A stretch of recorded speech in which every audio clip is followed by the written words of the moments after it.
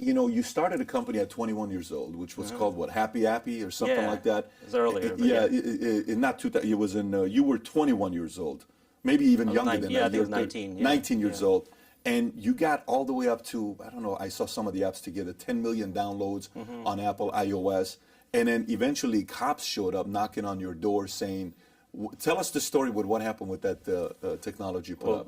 Well, that was a long time ago, Yeah. but when I was a kid, I was loving programming, right? I was obsessed with computers, so I would stay home from high school and watch MIT video lectures on computer programming. And so that was my outlet. That's how I learned a lot of things. My family kind of indulged that. They let me do it.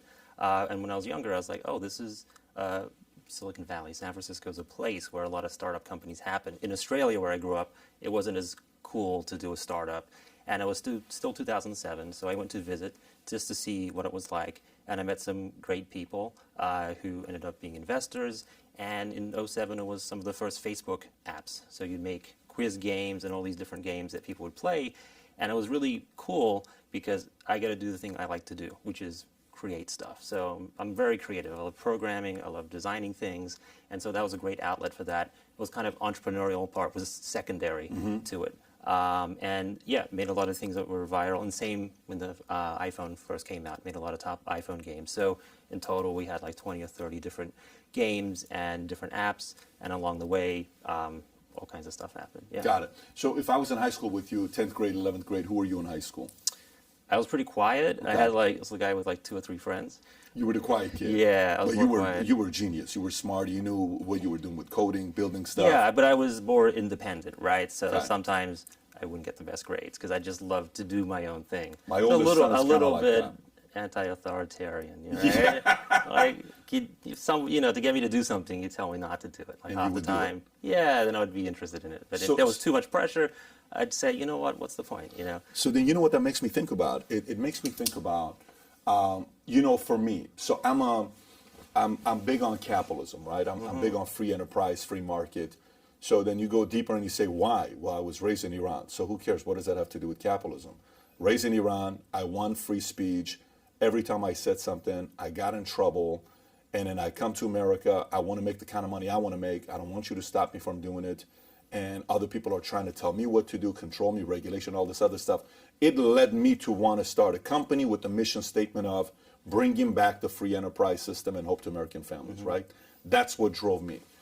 To start a company like Clearview A.I, you can wake up and do many different things if you know how to code. You can decide to compete against a Twitter and create a Twitter using cryptocurrency and blockchain technology and go a different route. There's many different routes. Why did you choose to build something like Clearview A.I? Where's the motive for that? Yeah, it's a great question, and it's very interesting what you said about free enterprise and things like that. I think it's very important, and I think what makes America great is it can take people who are a little rebellious and channel that energy into making really great companies and providing value. So I think the U.S. as a system, as an entrepreneurial system, really gets the best out of people, and that's what's really impressive about it, even when you compare it to other Western countries. But my motivation's always been technology. So again, when I was a kid, MIT had their video lectures on Lisp and scheme programming, which is very esoteric stuff, which I loved. And so I was always looking at different programming languages and how to build things. And then when I was in San Francisco, I ended up moving to New York City, traveling around, and I had a fair amount of spare time and didn't really know what to do. And part of the time, I was looking at the advances in AI. So I saw ImageNet, which is a competition for recognizing things in images. Is this a computer? Is this a plant? Is this a dog or a cat?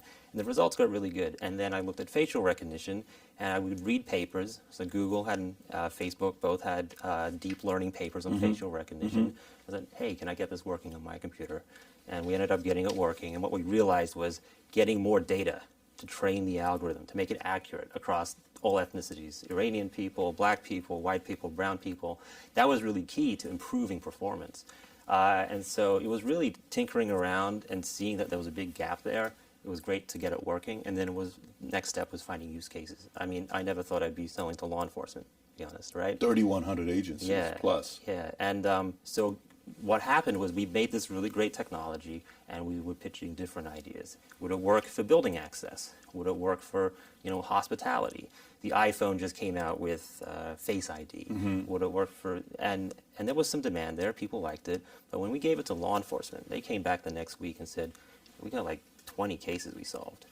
And then we came in, we looked at them, and sometimes they didn't even look that similar, but it was the same guy. And so these were cash out scams. So people would say, hey, my name is Joe Smith, and my social is blah, blah, blah.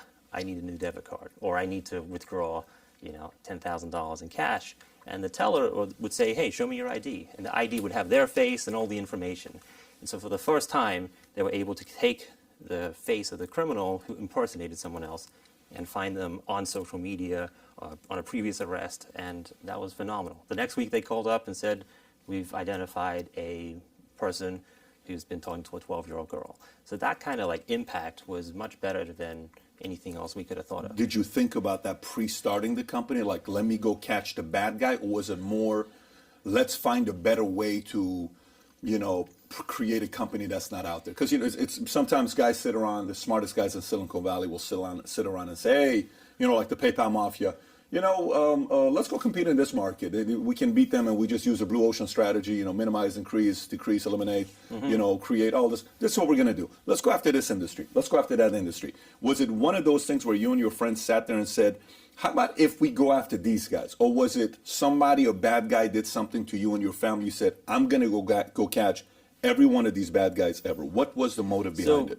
The original motive, again, is technology and making it work. So once we got it to work, because I'm a technologist, it was amazing. And once we found law enforcement as...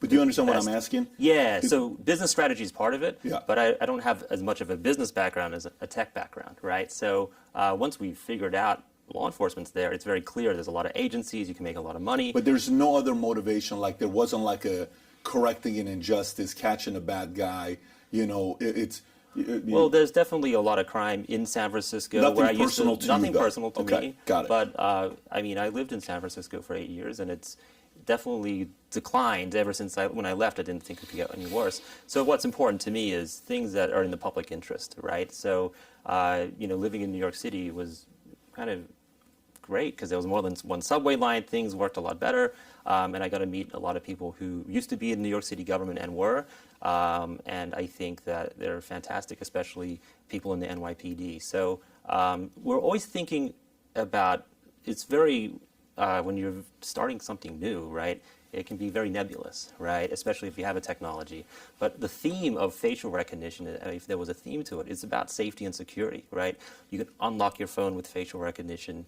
ID checks are done with facial recognition. These are all things done in an opt-in way. And then you also have something like Clearview, which can be also for safety, which is searching a database to identify someone who's unknown, right? So we're always thinking about safety and security. We never, even though I spent my earlier part of my career doing consumer internet, we couldn't really think of a use case there. Another short clip, and if you want to watch the entire episode, the entire podcast, click here.